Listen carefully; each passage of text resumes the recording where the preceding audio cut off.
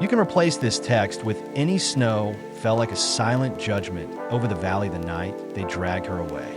Her bare feet stumbled across the frozen ground, the thin shawl clinging to her bony shoulders as if it, too, feared being torn from her. At 17, Amara had already learned that in her family's eyes, she was not a daughter, but a burden. Her brothers called her the useless one, and even her mother's eyes held no warmth. So when a traveling trader came through the village and offered a handful of silver coins for the girl with the quiet eyes, they didn't hesitate. The trader didn't ask for her name. He didn't ask for her story. He tied her wrists with a coarse rope and led her to his cart like a goat bought for slaughter. The night swallowed the village behind her. No one came after her. Days bled into each other. Muddy roads, rain on the canvas roof of the wagon, rough hands shoving stale bread into hers when she grew too weak to walk. The trader spoke little, but when he did, it was about money. He had buyers in the hills, men who wanted wives or something close enough to the word. Amara didn't ask questions. Questions had never saved her before.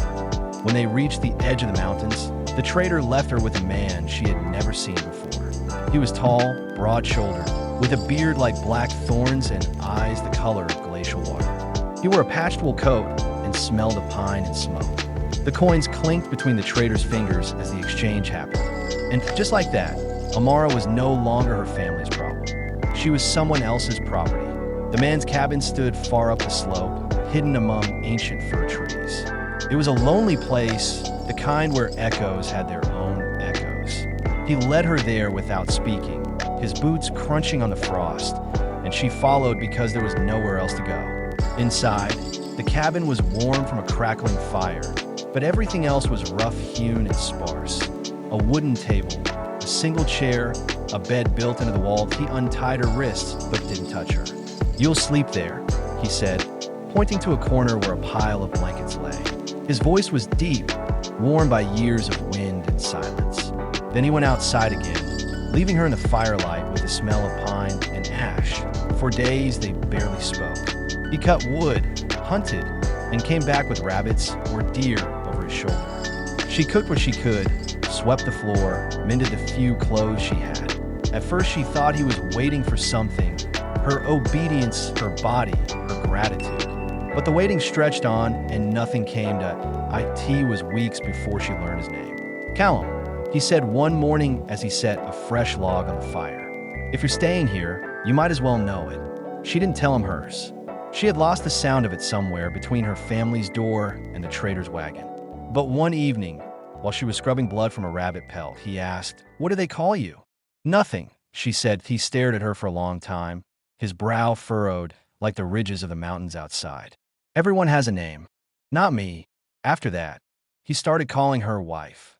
Not as a claim, not as a brand, but as if he were giving her a word she could live inside. At first it made her flinch, but over time it became something else. A kind of shield, a small dignity she had never been offered before. He built her a cabin beside his own, plank by plank, his hands splintered and raw. "You need a place that's yours," he said when she asked why. "If you want to stay, stay. If you want to leave, leave. But no one should be without a roof that's theirs." She watched him work through storms and sleet, his breath fogging in the air. He cut down trees, dragged them himself, shaped the beams. When she tried to help, he handed her tools without a word, showing her how to plane the wood smooth, how to set the nails straight. She had never built anything in her life, but by the time spring broke, the cabin stood ready.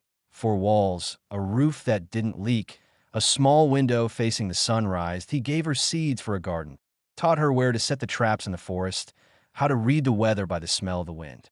She still woke at night sometimes, heart hammering, sure she'd hear her family's voices calling her back, or the trader's rope around her wrists. But the only sound was the wind through the pines and Callum's slow, steady breathing from the other cabin. The first time she laughed, it startled them both. She was kneeling in the dirt, planting carrots, when a squirrel leapt onto the cabin roof and knocked a pile of snow straight onto her head. She gasped, sputtered, and then laughed, a sound like something breaking and healing at once. Callum, splitting logs nearby, turned to look at her as if she had grown wings. "You should laugh more," he said quietly. "I don't know how," she admitted. "You'll remember." She began to. Bit by bit, her body remembered other things too. How to hum while she worked, how to braid her hair, how to feel sunlight on her skin without flinching. She carved small figures from leftover wood and lined them on her windowsill. Birds mostly. They reminded her of freedom. Sometimes strangers passed through the mountains, hunters, traders, men with hard eyes. They saw her and asked questions. "That your wife?" they'd say to Callum.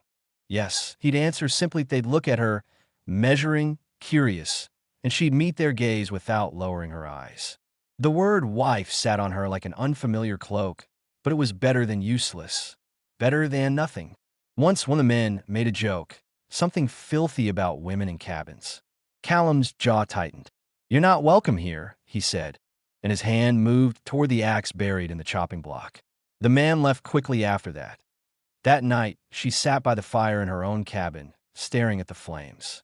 Callum knocked once on the door before stepping inside. "You're safe here," he said. "I know." He hesitated. "Do you?" She met his eyes. "Ido." It became their quiet rhythm. Separate cabins, but shared meals. His big hands setting a wooden bowl in front of her, hers sliding it back empty. He called her wife, and she began, shyly, to call him husband. Not because he owned her, but because the word had begun to mean something entirely new. One morning, she woke to find him gone, tracks leading into the forest. Hours passed. Dusk crept over the valley. Panic rose in her like a tide.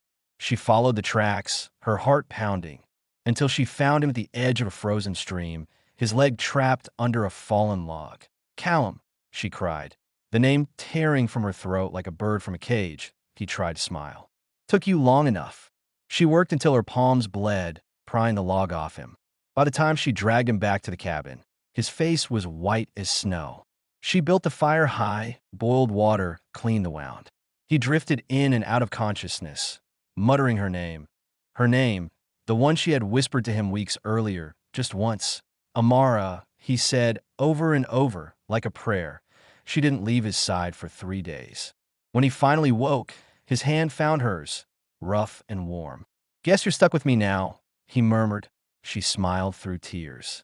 "Guess so." The mountains thawed. Spring turned to summer. Her garden grew wild with color. The cabin filled with light. She still bore the scars of her old life, but in the hush of the pines, in the steadiness of Callum's presence, she began to build something she had never imagined. A self, a future, a quiet kind of belonging. And when travelers passed through and asked about her, Callum still called her wife. But now, when she met their eyes, she didn't flinch. She stood tall in the doorway of the cabin she had helped build, her hands calloused but steady, the scent of pine and earth clinging to her like a promise. "I'll text you."